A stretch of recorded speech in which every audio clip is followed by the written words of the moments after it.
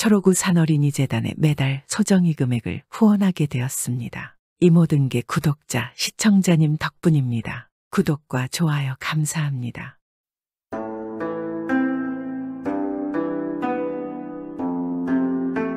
옛날 옛적에 단군왕검이 고조선을 세우자 각 지역에 조그만 나라들이 생겼습니다. 그리고 그 나라 중에 조그만한 몽이라는 나라가 있었습니다. 그곳에는 왕자가 있었는데 혼이 날 나이가 되었습니다. 그러나 왕자의 눈에 차는 혼처를 찾지 못했습니다. 그리고 이 나라의 궁궐에는 신비한 반지가 하나가 있었습니다. 이 반지는 평범한 옥반지였으나 그 안에는 단군왕검의 기가 들어있는 이 나라 제일의 보물이었습니다.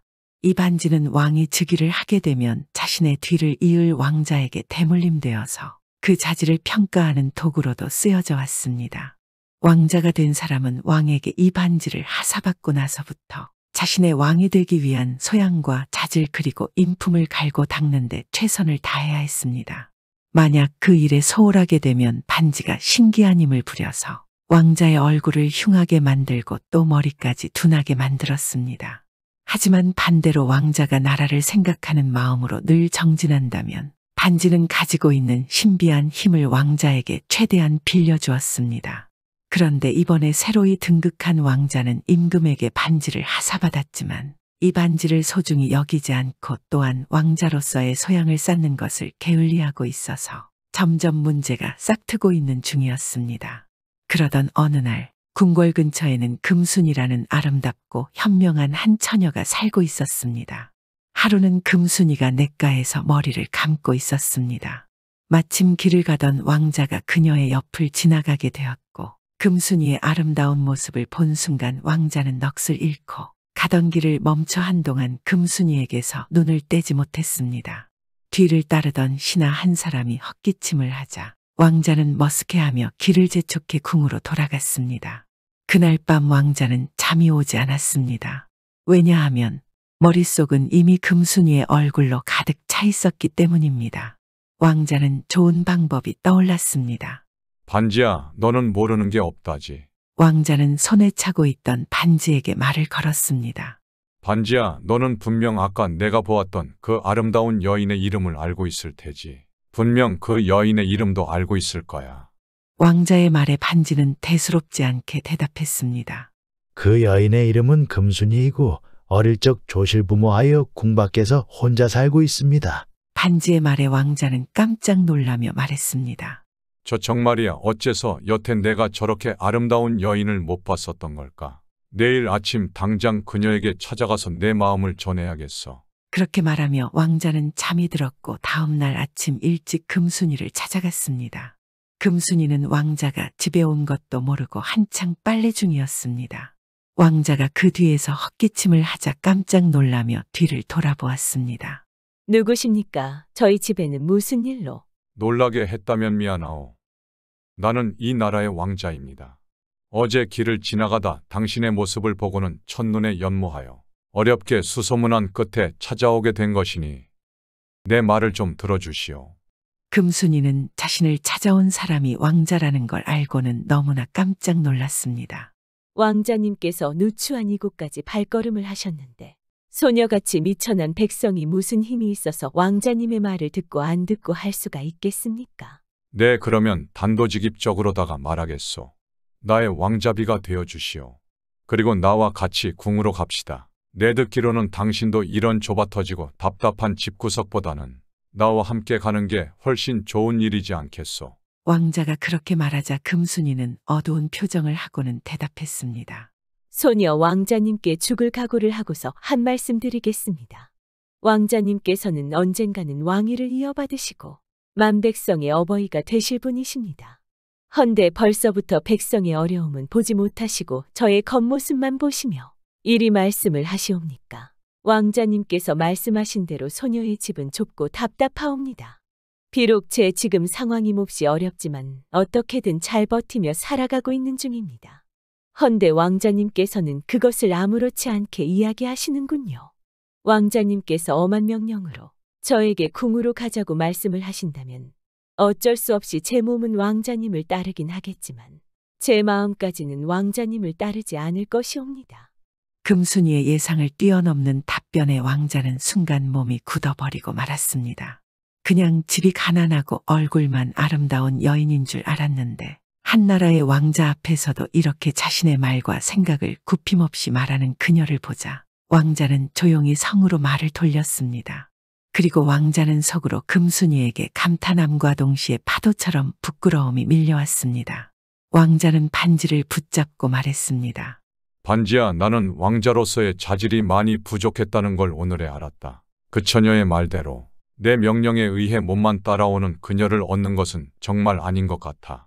그녀가 마음으로 나를 따라올 수 있는 방법이 없을까? 왕자는 오늘 금순이의 말을 듣고는 진지하게 자신에 대해 생각하고 반지에게 물어보았습니다. 왕자의 진심 어린 질문에 반지도 진지하게 왕자에게 답을 했습니다. 왕자님은 지금까지 마음을 다하여 나라의 앞날을 생각하지 않으셨고 또 왕자의 본분을 열심히 수행하지 않으셨습니다. 그리고 저는 예전부터 그런 어두운 길을 밟아온 왕자들의 말로를 잘 알고 있지요. 왕자님이 진심으로 그녀의 마음을 얻고 싶으시다면 이제는 진심으로 왕자로서 본인의 역량을 키우시기 바랍니다. 또 진심으로 백성과 나라를 생각하며 하루하루 정진하십시오. 그러다가 때가 되면 제가 알려드리겠습니다. 그때 그녀를 찾으세요. 그러면 그녀도 왕자님의 마음을 알아주게 될 것입니다. 반지는 왕자의 진심에 자신의 진심을 말했고 왕자는 그 말을 듣고는 무언가 결심한 듯 주먹을 불끈 쥐고 조용히 잠이 들었습니다. 다음 날 왕자는 이전과는 완전히 바뀌어 있었습니다.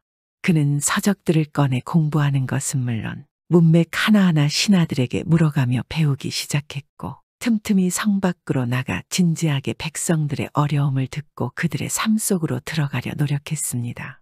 그렇게 하루하루를 노력하며 보내다 보니 어느새 왕자의 목소리는 부드럽게 변해 있었고 걸음걸이나 말투도 격식이 갖추어지게 되었습니다.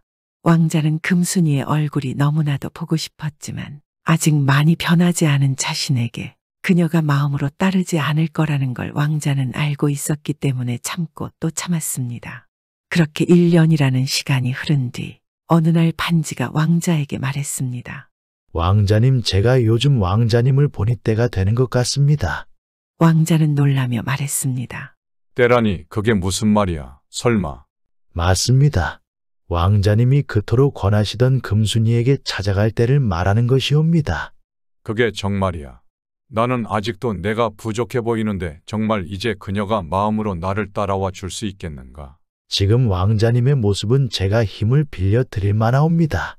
내일 아침에 그녀의 집에 찾아가시고 그녀에게 고백해 보십시오. 기다렸던 반지의 말에 왕자는 힘을 얻었고 떨리는 마음을 진정시키며 잠에 들었습니다. 그리고 아침이 밝아 오자마자 왕자는 힘있게 금순이의 집으로 향했습니다. 1년이 지나서 금순이의 집에 방문했지만 그녀의 일상은 변한 게 없었고 차가운 냇물을 기어와 입김을 불어가며 빨래를 하는 그녀가 외로워 보이는 모습에 왕자의 눈물이 고였습니다. 왕자는 조용히 걸어와서 금순이 등 뒤에서 자신의 겉옷을 입혀주었고 금순이는 화들짝 놀라며 왕자를 보았습니다. 아니, 왕자님이 아니십니까? 이렇게 갑자기. 당신은 1년 전 나와의 만남을 기억하고 계시오. 내가 많이 부족했고 또 이 백성과 세상에 대해서는 아는 것도 하나 없었지요. 그때 내가 많은 결례를 범하지 않았소. 당신의 말을 듣고서 나는 아무 말도 못하고 궁으로 돌아갔소이다.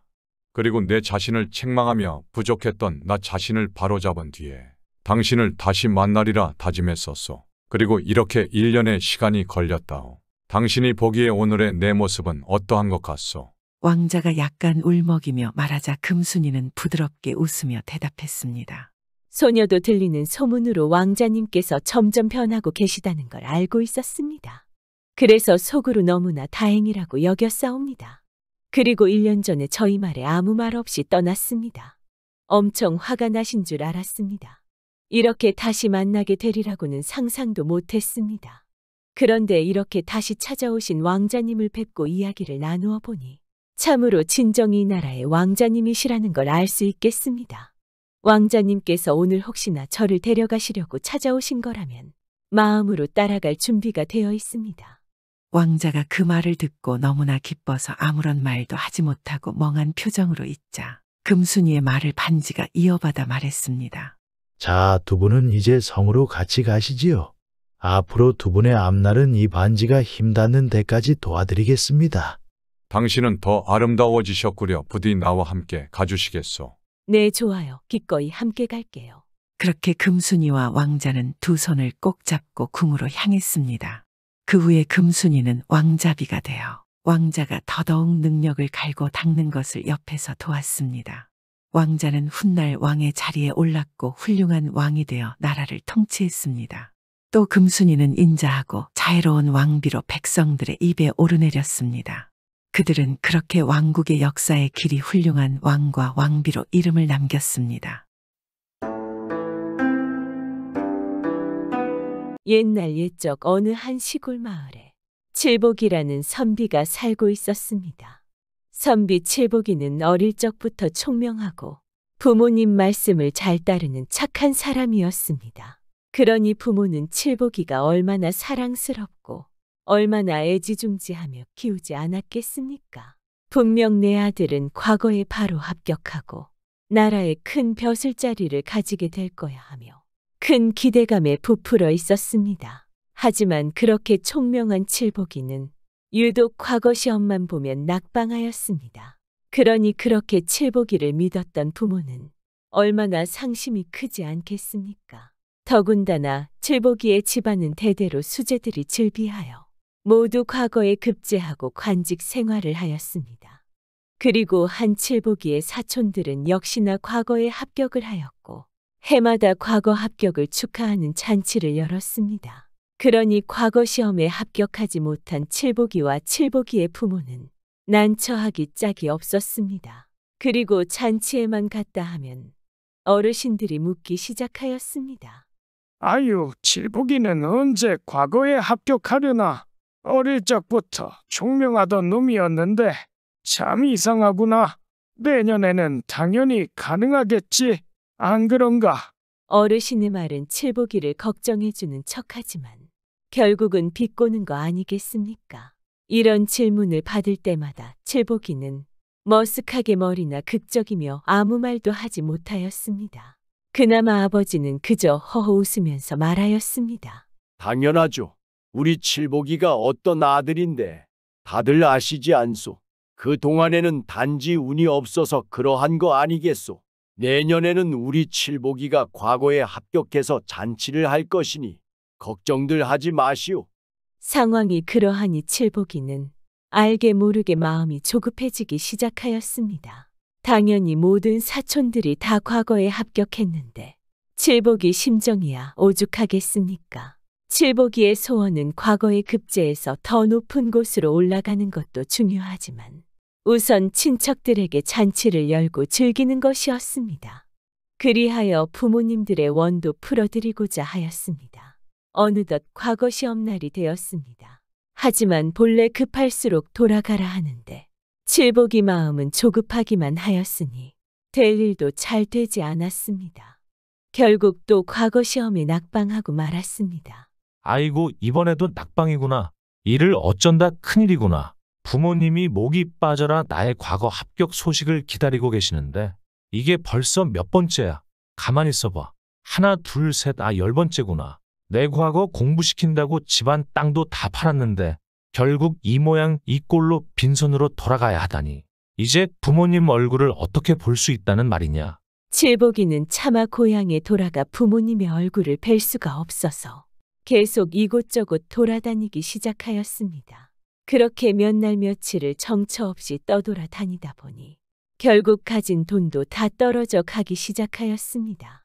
칠복이는 어쩔 수 없이 백두골에 들어갔습니다. 백두골에는 가난한 선비가 모여서 하숙하는 주막이 많은 동네였습니다. 칠복이는 한 주막에서 방을 정하고 주모에게 술과 안주상을 청했습니다. 술이라도 한 잔 마시면서 마음을 달래고 싶었습니다. 그러자 주모가 말했습니다. 선비님 안녕하세요. 죄송하지만 여기 주막은 선불입니다. 바로 주시면 한상 거하게 차려오겠습니다. 이 말을 들은 칠복이는 짐을 뒤져보았으나 방값을 내고 남은 돈은 하나도 없었습니다. 주모, 내가 다 먹고 돈을 곧 가져다 줄 것이니 걱정 마시고 어서 내우시오. 설마 제가 도망가기라도 하겠소. 아이고, 선비님. 안 됩니다. 지금까지 그렇게 말하고 다음날 말없이 사라진 선비들을 줄을 세우면 끝이 안 보입니다. 저도 이제 더 이상 손해를 보면서 장사를 할 수 없습니다. 절대 안 돼요. 부탁이오 주모. 오늘은 술이 없으면 견딜 수 없을 것 같소. 이 맨정신으로는 도저히 너무 힘드니 도와주시오.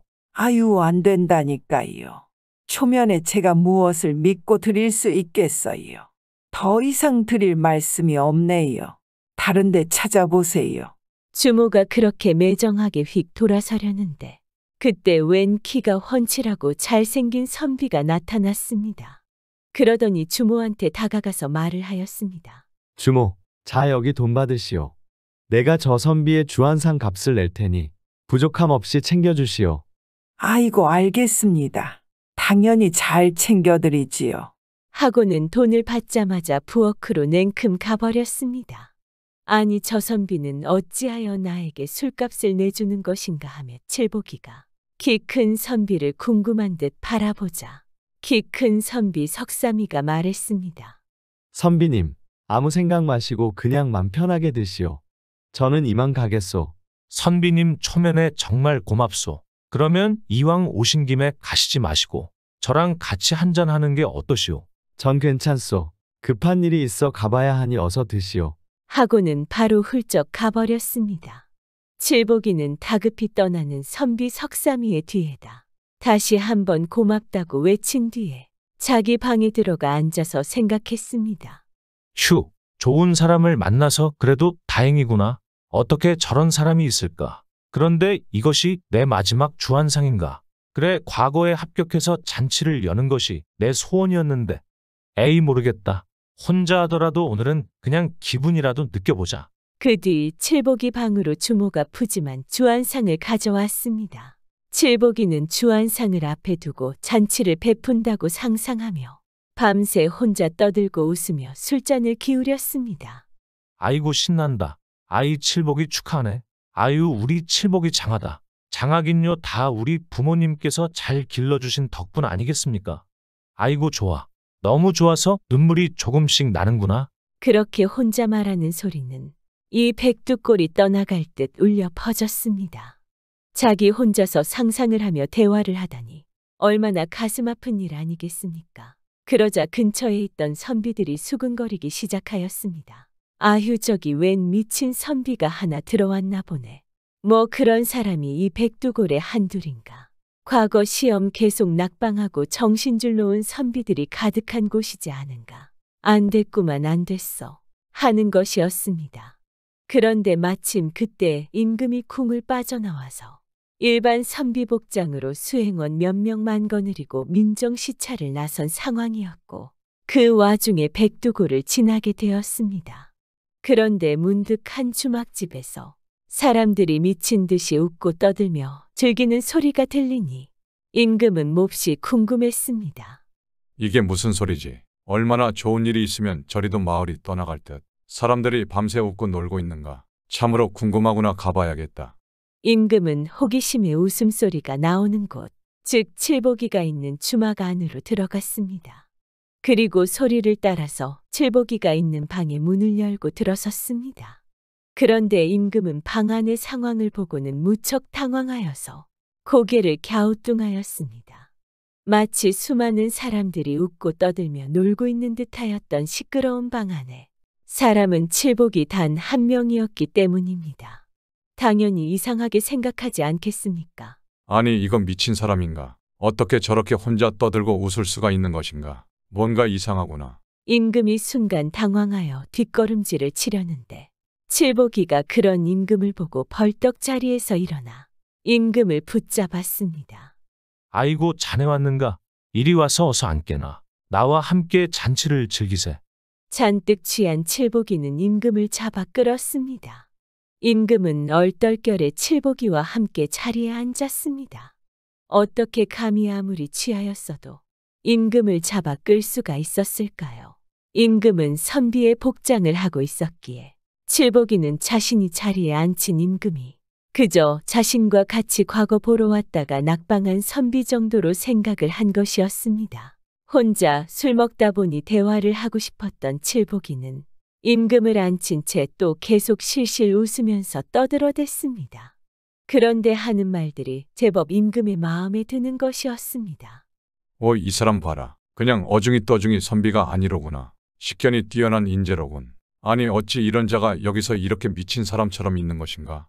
임금은 궁금증이 더해져 칠복이의 말에 맞장구를 쳐주면서 조금 더 칠복이를 자세히 관찰하였습니다. 그런데 왜 그렇게 눈은 슬퍼 보이는 것이지? 심지어 눈물이 맺혀 있지 않은가? 임금은 입은 웃고 있는 것처럼 보이지만 실상은 울고 있는 칠복이의 얼굴을 보며 호기심이 들었습니다. 무슨 딱한 사연이 있는 것인가?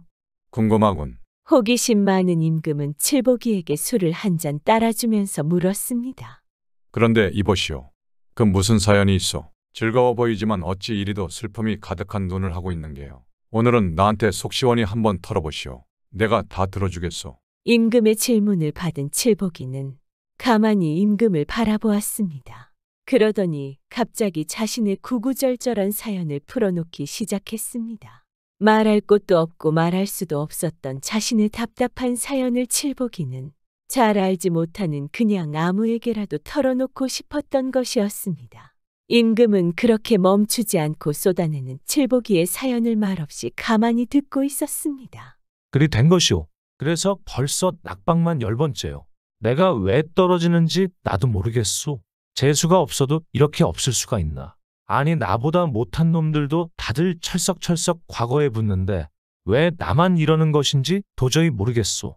나는 아무래도 팔자의 과거와 합격은 없는 듯 하오. 그래서 내가 말이오.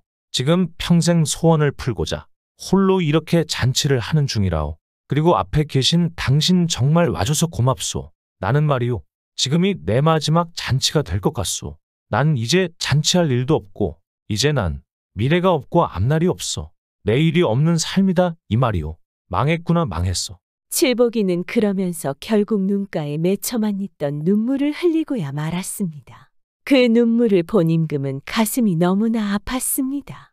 참으로 딱한 사람이로구나. 이 과거라는 것이 실력만으로는 되는 것이 아닌데 이야기를 들어보면 취중에도 하는 말이 예사롭지가 않아. 능력이 전혀 떨어지는 것이 아니거늘 이 참으로 운이 없는 자가 아닌가. 무슨 방도가 없을까? 임금은 칠복이의 사연에 안타까워하며 잠시 생각에 잠겼습니다. 이보시오. 내일 모레 임시 과거 시험이 있을 것이오. 그리고 거기서 말해야 하는 답은 비둘기 구이니 꼭 기억하시오. 마지막 기회이니 놓치지 마시오. 임금의 말에 칠복이는 취중에도 이게 무슨 뚱딴지 같은 소리인가 하고 멀뚱멀뚱 눈앞에 선비 즉 임을 바라보았습니다. 뭐라는 거야?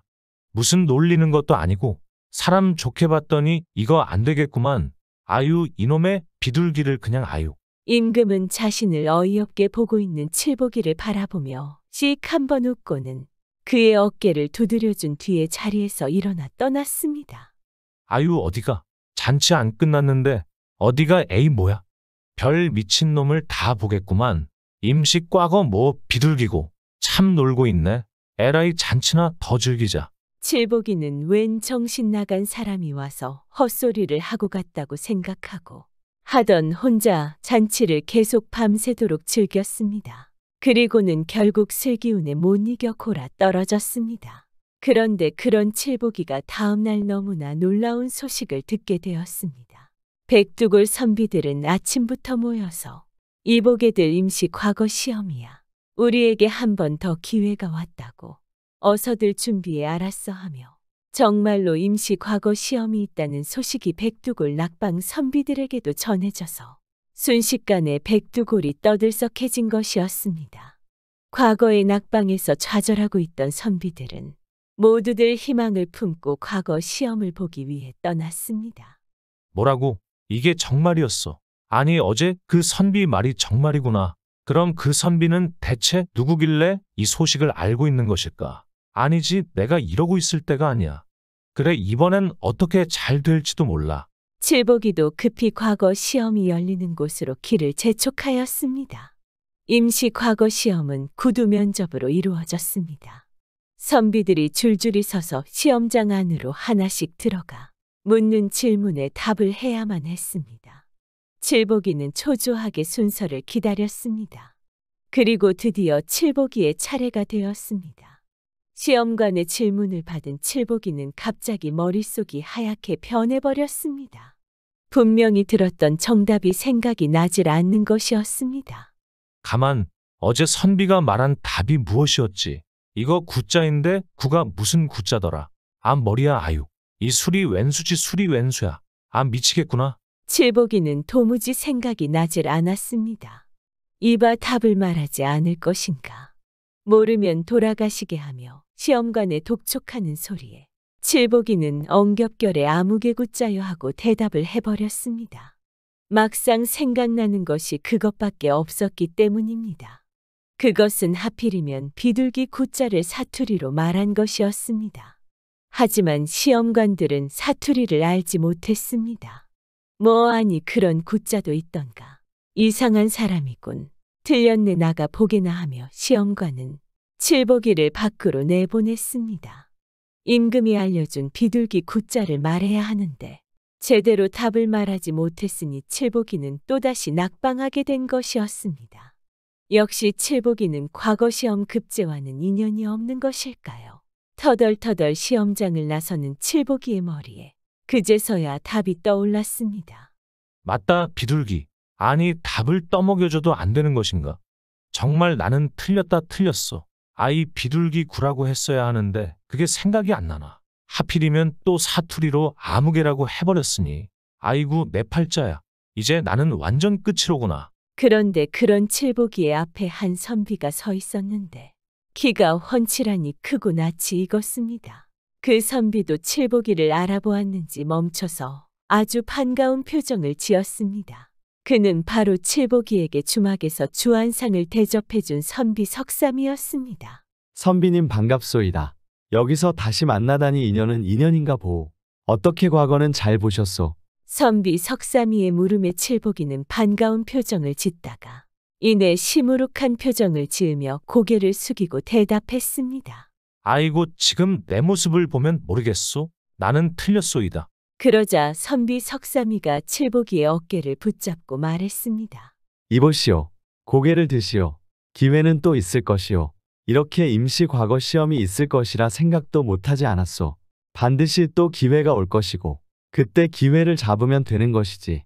이렇게 풀이 죽어 있으면 그때 될 일도 안 될 것이오. 저도 여러 번 떨어졌어도 다시 힘을 내고 있소. 자자 어깨 쭉 펴고 힘차게 걸어가시오. 선비 석삼이의 말에 칠복이는 고개를 끄덕이며 어깨를 활짝 폈습니다. 참으로 고맙소. 당신은 지난번에도 그렇고 오늘도 그렇고 참 나에게 은인이고 좋은 사람이오. 내가 어떻게 보답을 해야 할지. 칠복이는 갑자기 말하다 말고 생각했습니다. 그래, 이런 훌륭한 인품을 가진 사람은 관직에 올라야 한다. 은혜의 보답도 할 겸 이 사람에게 지금 떠오른 답을 알려줘야겠다. 칠복이는 선비 석삼이를 보고 말했습니다. 선비님, 시험관이 문제를 내거든 비둘기 구라고 답하시오. 비둘기 구 꼭 기억하시오. 나는 사투리로 잘못 말해 아무개 구라고 했지만 당신은 반드시 비둘기 구자를 말하시오. 선비님, 갑자기 그게 무슨 소리요? 좀 알아듣게 설명 좀 해주시오. 지금 내 말이 이상하게 들릴지 모르겠지만 들어가 보면 알 것이오. 분명 도움이 될 것이오. 나는 이제 가리다. 꼭 기억하시오. 칠복이는 그렇게 말을 남기고 시험장 근처를 빠져나왔습니다. 칠복이의 말을 들은 선비 석삼이는 고개를 갸우뚱하며 시험장 안으로 들어갔습니다. 그리고는 시험관의 질문을 듣고 너무나 놀랐습니다. 이럴 수가. 정답이 바로 비둘기 구자이로구나. 만약 저 선비에게 미리 듣지 못했다면 생각도 못했을 것이다. 그런데 사투리지만 아무개 구자도 맞는 정답이 아닌가. 그래 여기 시험관들이 사투리를 몰라서 아까 선비의 답을 틀리다고 한 거구나. 선비 석삼이는 그렇게 생각을 하고는 대답을 하였습니다. 두 가지로 답변 드리겠습니다. 사투리로는 아무개 구자요. 서울말로는 비둘기 구자입니다. 그러자 한 시험관이 고개를 갸우뚱하며 아니 뭐라고 비둘기의 사투리가 아무개란 말인가. 가만 그럼 방금 나간 사람도 정답자가 아닌가. 오, 그렇구만. 어서 사람을 다시 데려와야겠군. 하며 시험관들이 주변 포졸들을 시켜서 방금 나간 칠보기를 다시 불러오게 하였습니다. 얼떨결에 칠보기는 다시 시험장으로 불려왔고 합격자가 되었습니다. 결국 이 두 선비가 함께 과거에 붙어서 관직에 올랐습니다. 고향으로 돌아온 칠보기를 본 부모님은 눈물을 펑펑 흘리며 칠보기를 안아주었습니다. 10년 동안 기다려온 합격. 얼마나 반갑지 않겠습니까? 그리고는 바로 일가 친척들을 다 불러놓고 제일 하고 싶었던 과거 합격 축하 잔치를 열어서 평생의 소원을 풀었습니다. 또한 후에 자신에게 답안을 가르쳐준 분이 임금이란 사실을 알게 된 칠보기는 더욱더 임금에게 충성을 다하였고 은혜를 받은 만큼 백성에게 베풀며 살았습니다. 벙어리샘. 옛날 옛적에 신비한 샘이 있는 한 마을이 있었습니다. 이 마을은 예로부터 마을의 위치가 명당으로 소문이 자자하였습니다. 그래서 그런지 몰라도 이 마을에는 부자가 아주 많이 살았고 또 대가 끊어지는 일이 없었습니다. 또한 마을 사람들 모두 농사 걱정 없이 잘 살 수 있었는데 그것은 이 마을에 절대로 마르지 않는 하늘이 내린 샘이 있었기 때문입니다. 샘은 아무리 흉년이 들고 비가 오지 않아도 마르는 날이 없어서 다른 마을은 가뭄에 농작물이 말라 비틀어져도 이 마을은 샘 덕분에 농사를 잘 지을 수 있었습니다. 이 샘에는 아주 신기한 효험이 있었는데 그것은 바로 샘에서 목욕을 하며 100일 동안 기도를 하면 원하는 소원을 들어준다는 것이었습니다. 이 샘에 그러한 효험이 있다고 사람들이 믿게 된 연유는 말 못하는 돌쇠의 이야기 때문입니다. 그렇게 살기 좋은 마을에도 힘들게 살아가는 사람이 한 명 있었습니다. 그는 말을 못하는 마을의 유일한 말 못하는 돌쇠였습니다. 돌쇠는 비록 말은 하지 못하였지만 마음씨는 아주 착하고 성실한 사람이었습니다. 그렇기에 마을 사람들도 돌쇠를 놀리거나 괴롭히지는 않았습니다. 하지만 그는 늘 다른 사람들처럼 말을 하고 싶었습니다. 돌쇠는 언제나 열심히 산에 나무를 하러 다녔습니다. 하루는 돌쇠가 나무를 하다 말고 너무 힘들어서 나무 그늘 아래에서 쉬고 있었습니다. 잠시만 쉬려고 했던 돌쇠는 어찌나 나무하는 것이 고되었던지 그대로 잠이 들고 말았습니다. 그런데 그런 돌쇠의 꿈에 웬 아리따운 선녀가 나타났습니다. 이 선녀는 돌쇠에게 다가와서는 그의 머리를 쓰다듬어주며 말했습니다. 저기 샘이 있어요. 샘에 가서 목욕을 하고 100일 동안 정성 들여서 기도를 하면 당신의 소원을 이룰 수 있을 것이랍니다. 선녀는 그렇게 말하고는 그대로 사라져버렸습니다. 돌쇠는 꿈에서 깨어나 곧장 샘으로 달려갔습니다. 그리고 그날부터 샘에서 목욕을 하고 정성을 다하여 기도를 하기 시작했습니다. 비록 말은 하지 못했지만 온 정성을 다해 손이 발이 되도록 빌었습니다. 그리고 드디어 100일이 되는 날이 되었습니다. 돌쇠는 그날도 샘을 찾아와서 온 정성을 다해 눈을 감고 열심히 기도를 드리는데 갑자기 주변에 뭔가 이상한 소리가 들려왔습니다. 돌쇠가 깜짝 놀라서 눈을 떴는데 그의 앞에는 이전에 꿈에서 봤던 너무나 아름다운 선녀님이 바로 자신의 앞에서 웃고 있었습니다. 선녀님, 돌쇠는 너무나 깜짝 놀라서 선녀님을 불렀습니다. 그런데 돌쇠의 말을 들은 선녀는 아무 대답 없이 돌쇠를 보고 씩 웃고는 그대로 하늘로 날아가서 사라져버렸습니다. 선녀님, 돌쇠는 사라져가는 선녀를 애타게 불러보았지만 그렇게 선녀는 사라지고 더 이상 나타나지 않았습니다. 이럴 수가 어찌 저렇게 아름다울 수 있단 말인가. 돌쇠는 자신의 눈을 믿을 수가 없었습니다. 그런데 그러다 문득 놀라운 사실을 알았습니다. 이럴 수가 뭐야. 내가 말을 하잖아. 돌쇠는 잠시 선녀의 미모에 정신이 없었으나 곧 자신이 말을 하고 있었다는 사실을 알게 된 것입니다. 이야, 정말 소원이 이루어졌어. 이럴 수가. 선녀님 고맙습니다. 돌쇠는 신이 나서 마을로 만세를 외치며 내려갔고 마을 사람들은 말 못하던 돌쇠가 갑자기 말을 하게 되니 너무나 신기해하였습니다. 마을 사람들이 돌쇠 주변으로 몰려와서 도대체 어떻게 된 일인지를 물어보았고 돌쇠는 아주 신나하면서 있었던 일을 마을 사람들에게 모두 설명해 주었습니다. 그 뒤로 마을 사람들은 돌쇠가 100일 동안 정성 들여 기도한 이 샘을 벙어리샘이라고 불렀으며 소원이 있는 사람들은 벙어리처럼 샘에서 100일 동안 정성을 다해 기도를 올렸다고 합니다. 오늘도 재미있게 봐주셔서 감사합니다. 행복한 하루 되세요.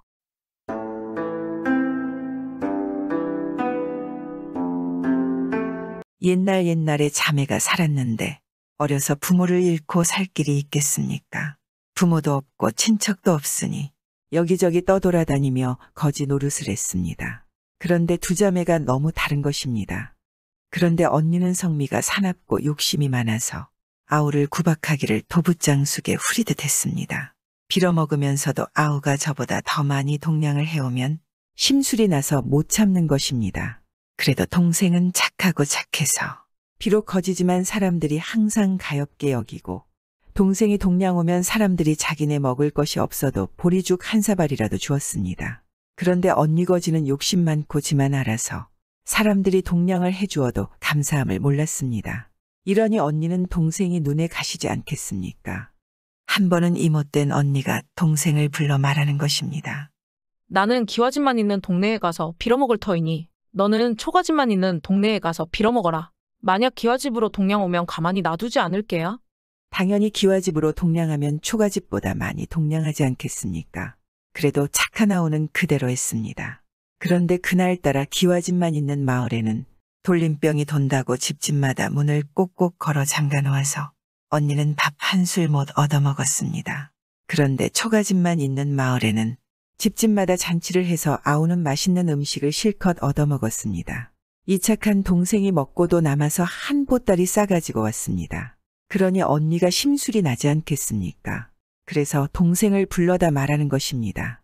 에잇, 내일은 내가 초가집만 있는 마을에 갈 터이니 너는 기와집만 있는 마을에 가거라. 초가집 쪽으로 오면 가만히 안 놔둘게야. 이러는 겁니다. 그런데 착한 아우는 이번에도 언니 말대로 했습니다. 그런데 초가집만 있는 마을에는 잔치 끝에 친척집에 가느라고 집집마다 집을 비워놓아서 언니는 아무것도 못 얻어먹었습니다. 그런데 기와집만 있는 마을에는 돌림병을 막는다고 집집마다 굿을 해서 아우는 떡을 실컷 얻어먹었습니다. 먹고도 남아서 한 보따리 싸가지고 왔습니다. 이렇게 되니 언니가 심술이 머리끝까지 나지 않겠습니까? 내가 얻어먹을 것을 내 놈이 다 얻어먹는구나. 당장 썩 없어져 버려라. 너랑 같이 있으면 내가 굶어 죽을 것이 틀림없다. 언니의 말에 동생이 울며 사정을 하는 것입니다. 언니, 이 세상에서 핏줄은 우리 둘뿐인데 어찌 나가라 하시오. 어머니가 돌아가실 때 평생 함께 있으라고 했는데 그것을 어기라고 하는 것이오. 제발 지금처럼 함께 살아요. 이러자 이못된 언니가 경노하며 젓가락으로 동생 눈을 콱 찌르고 내쫓아버렸습니다. 아우는 언니에게 눈이 찔려 소경이 되어서 쫓겨났습니다. 쫓겨난 아우는 앞이 안 보이는 데다 갈 데도 없는지라 무작정 산속을 헤매고 다녔습니다. 천방지방 헤매고 다니다가 어떤 빈집에 들어가게 됐습니다. 들어가서 막 자려고 하는데 밖에서 왁자지껄 떠드는 소리가 들리면서 무엇이 떼거리로 몰려들어 오는 것입니다. 깜짝 놀라 다락에 올라가 몸을 숨기고 가만히 들어보니 들어온 놈들이 죄다 도깨비들인 것입니다. 글쎄 도깨비 집에 들어온 것입니다. 아우는 몹시 두려움에 떨지 않겠습니까? 아, 눈도 안 보이는 것도 서러운데 하필이면 도깨비 소굴에 왔구나. 하늘에 계신 아버지 어머니 절 도와주세요. 전 정말 무서워요.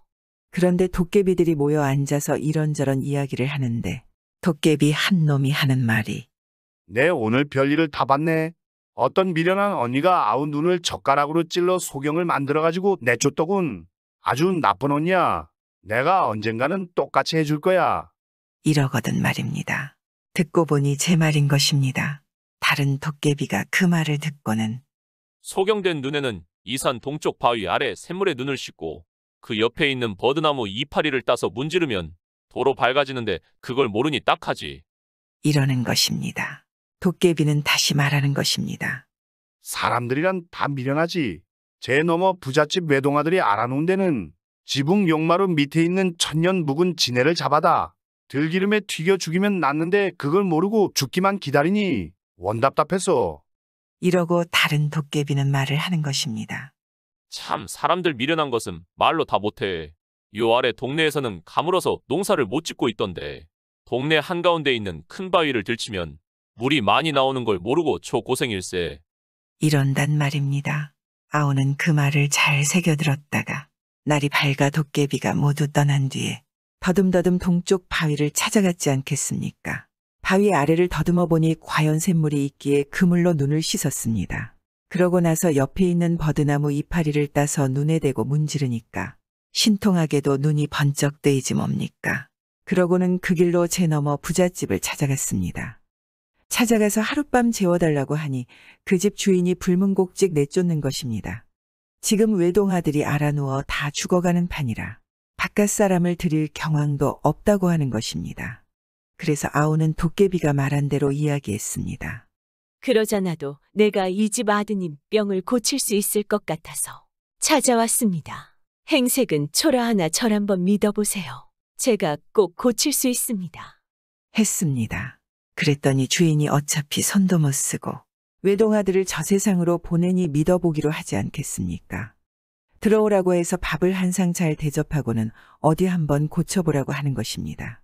아우는 그 집 식구들에게 가마솥에 들기름을 넣어서 끓이라고 이르고는 지붕으로 올라갔습니다. 지붕에 올라가서 기왓장을 벗겨내고 보니 과연 용마루 밑에 바디장만 한 지네가 꿈틀거리고 있더란 말입니다. 그걸 잡아다 들기름이 끓는 가마솥에 넣어서 튀겨 죽였습니다. 그러고 나니 외동아들 병이 씻은 듯이 낫는 것입니다. 주인이 잘 보니깐 처녀가 행색은 거지지만 말씨나 품새가 귀티가 나는 것입니다. 그래서 아들과 혼인을 시켰습니다. 거지 처녀가 부잣집 며느리가 된 것입니다. 그런데 도깨비들 말대로 얼마 있어 마을에 가뭄이 왔습니다. 그래서 가물어서 농사를 못 짓는다는 동네에 갔습니다. 가보니 거지 시절에 동량을 잘해주던 마을이라 말입니다. 잘됐다 하지 않겠습니까? 이번 기회에 은공을 갚을 수 있지 않을까요? 과연 동네 한가운데에 큰 바위가 있었습니다. 동네 사람들을 불러 모아 그 바위를 들춰보라고 했습니다. 동네 사람들이 바위를 들치니 아닌 게 아니라 물이 콸콸 쏟아져 나온단 말입니다. 그러니 들판에 물을 흥건히 대고도 남지 않겠습니까? 동네 사람들이 고맙다고 칭송이 자자하며 떠받이는 것입니다. 아우가 잘 되었다는 소리를 들은 못된 언니가 아우를 찾아왔습니다. 찾아와서는 대뜸 삿대질을 하며 너 어떤 잔재주로 사람들을 현혹시켜? 이렇게 살고 있는 것이냐? 당장 나한테 말해라. 아우는 그동안 있었던 일들을 말해주었습니다. 그 소리를 듣고서는 언니는 도깨비 소굴로 가지 않겠습니까? 갔습니다. 가서는 다락방에서 도깨비들을 기다리는데 하루 이틀 기다려도 오지 않는 것입니다. 그런데 3일째 되던 날 비가 많이 와서 지붕이 무너지는 것입니다. 그 못된 언니는 목숨을 부지했지만 앞이 보이지 않는 소경이 되어 평생 구걸하러 다녔습니다. 자신이 아우한테 한 짓을 똑같이 당한 거지 않겠습니까? 요즘에도 이 못된 언니들이 있습니다. 언젠가는 자신이 지은 죄값을 꼭 돌려받지 않겠습니까? 구독은 공짜입니다.